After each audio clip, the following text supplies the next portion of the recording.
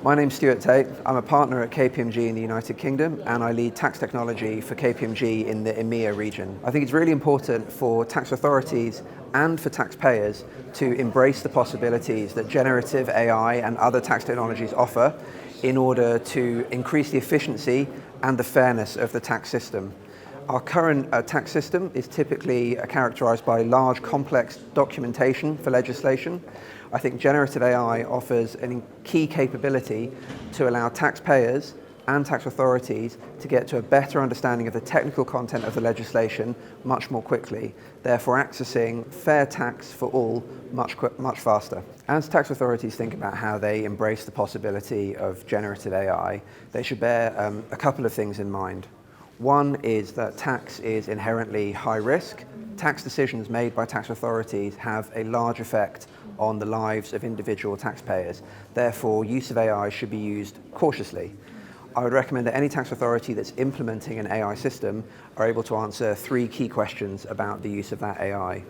One is, what are they asking the AI to do? What specific question or problem are they asking it to solve? And know that it'll only be good in that lane. It won't be used as a general system. So what question are you asking it to solve? Second, what data have you trained the AI tool on? How are you sure that it's free from bias and will guarantee a fair result for the taxpayer and also for the authority? And then thirdly, how transparent is the AI tool? Can it be audited or can it be challenged by taxpayers where appropriate?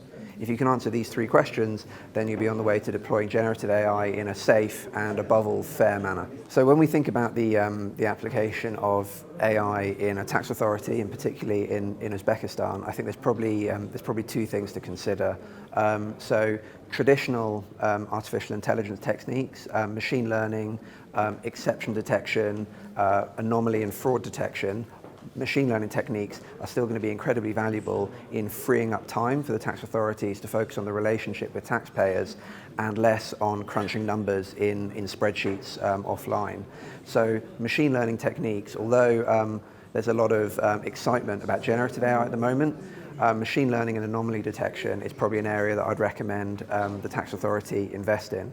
When it comes to looking at generative AI, though, there are clearly huge potentials there as well, and I would recommend that the tax authority in Uzbekistan is looking at how do they simplify the tax legislation for more accessibility by taxpayers through the use of generative AI tools. It's clear that the Uzbek tax authorities have made great progress in digitalization of the tax administration in Uzbekistan, but it's also clear from my travels around the world that some of the tax authorities where they have less of a legacy of embedded technology have the potential to leapfrog and move to even greater digitization much more quickly than some of the tax authorities in, for example, the UK or the US.